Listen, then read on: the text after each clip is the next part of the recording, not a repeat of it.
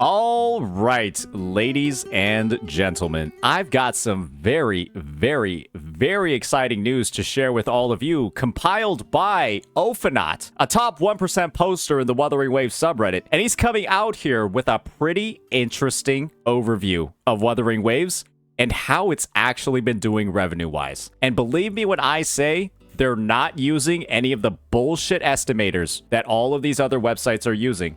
They're going ahead and they're coming in with a lot of facts.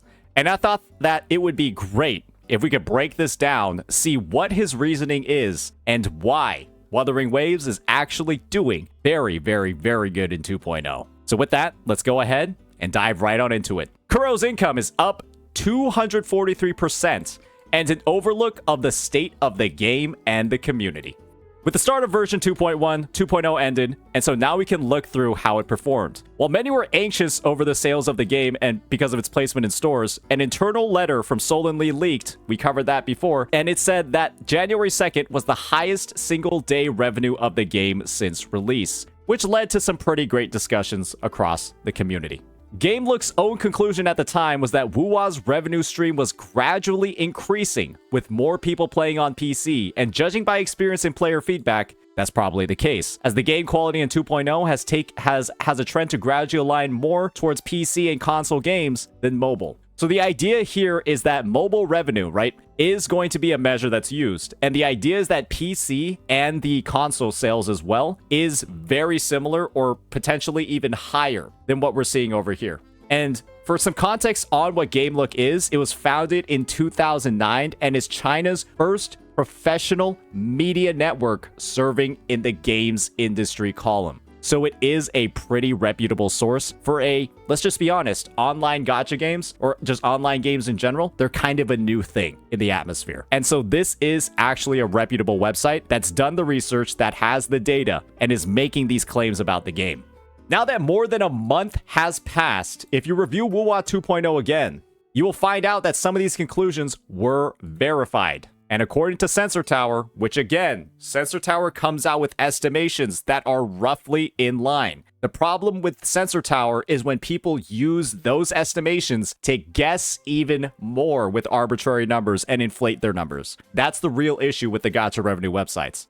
And so according to Sensor Tower, WuWa's global revenue surged nearly 3 times in January, with Kuro increasing 243%. And you can see over here, right, we got games like HSR, we got games like Love and Deep Space, we got AFK Journey, and then we have Wuthering Waves, right? Down here at 15, with a big, massive green carrot going up. So that's what we got over here for WuWa.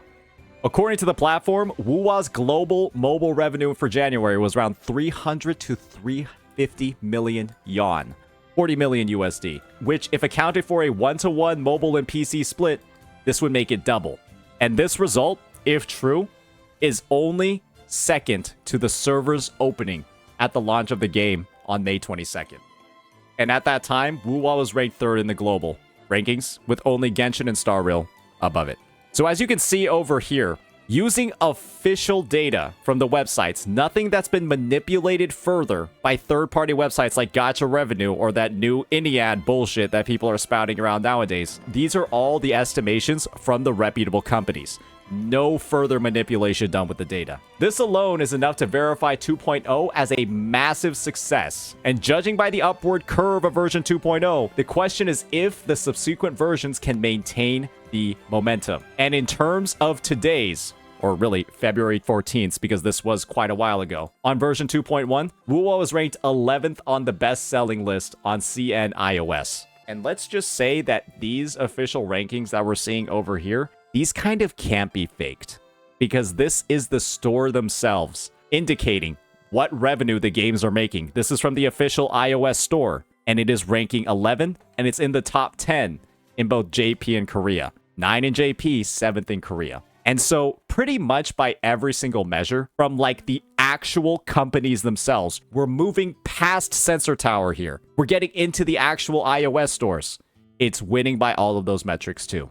And so at this point, it's pretty clear that all of the stars are aligning for the game. From every single point of view, from the estimations in Sensor Tower to the actual rankings that we're seeing in the iOS stores across the regions, everything is lining up. 2.0 did really good, and 2.1 is looking pretty good as well.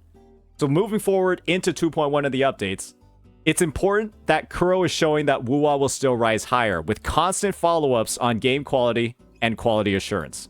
Taking this 2.1 as an example, right? They've got things like the Echo loadouts, they've got things like RTX. They're constantly improving the game in every single way possible. And so players are very likely, right, to stay retained, to continue playing a game that they see is getting active improvements in every single way possible that makes enjoying the game for them as easy as possible. In addition, WuWa also starts on their own cloud WuWa test in this version. And that means that a lot of the performance issues, right, that people might have been having on mobile that are, you know, pretty much that are in like a good solved state right now, and people with poor devices that are trying to run the game are going to have even more potential with the use of all of those cloud gaming services. And that's going to lead to an even bigger market. It's just showing that this game is constantly on the uptrend, is constantly looking for ways to retain players. And with this whole cloud WuWa test, they're looking for ways to grow the number of players too and give access to those that don't have the best devices ever,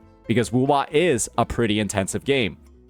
Our other big games like MiHoYo's and NetEase's games already had these, and so WuWa literally can only grow further from here based off of this addition. It doesn't have these yet, and if they do have it, it's a very short and it's a very constrained version that only works for a couple of platforms. And so once it gets more fully fleshed out and more accessible, it's only going to grow the number of players.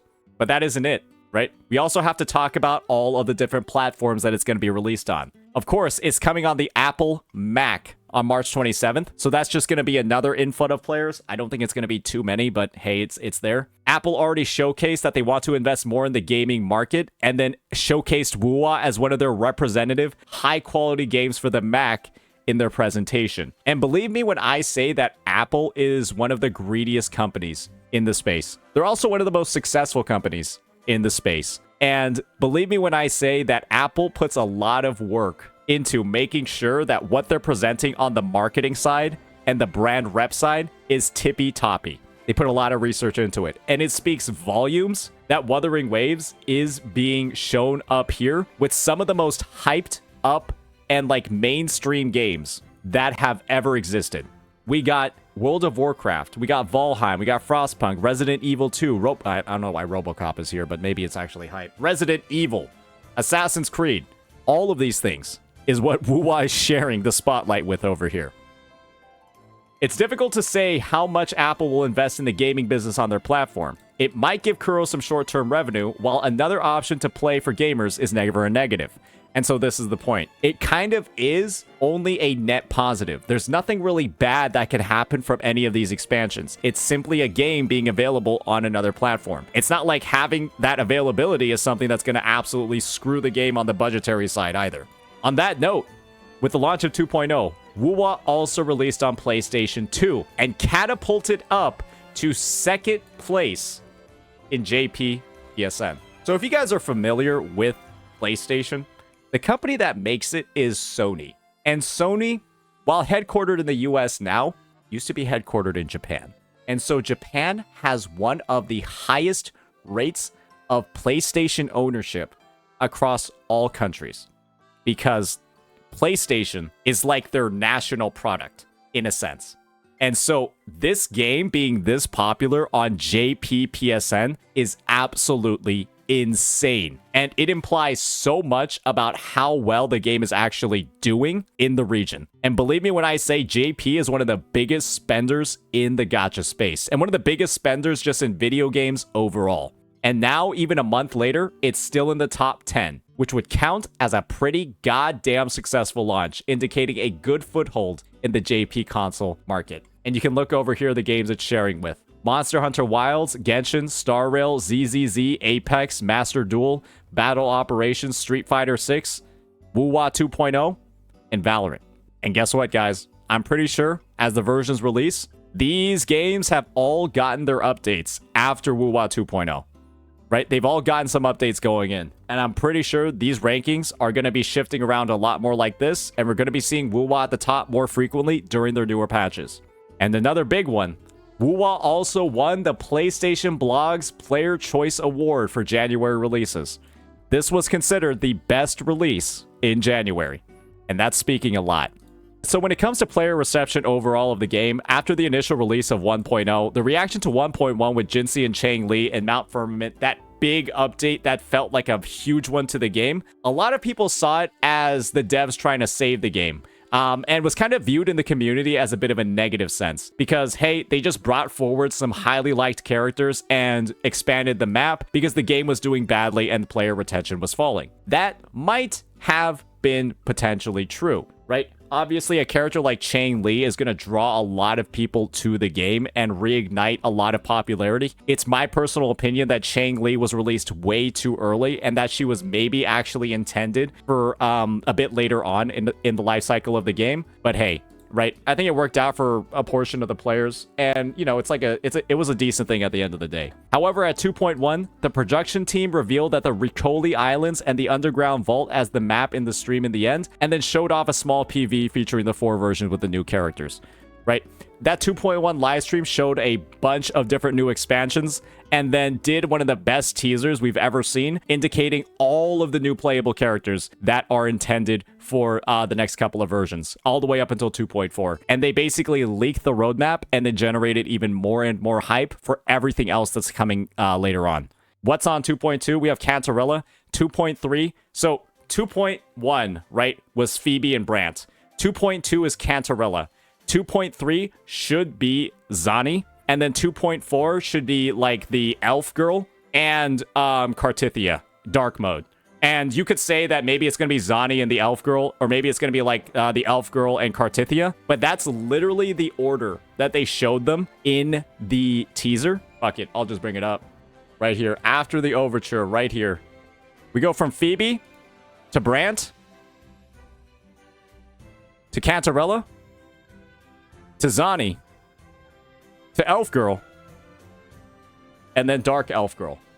And that's what I believe is intended to be the order of the new character releases. And so that's what I mean by almost like drip marketing in advance, just like how the devs did for 2.0 as a whole, showing all of the different characters like Brant, Phoebe, Carlotta, Rosia, Zani, all of them.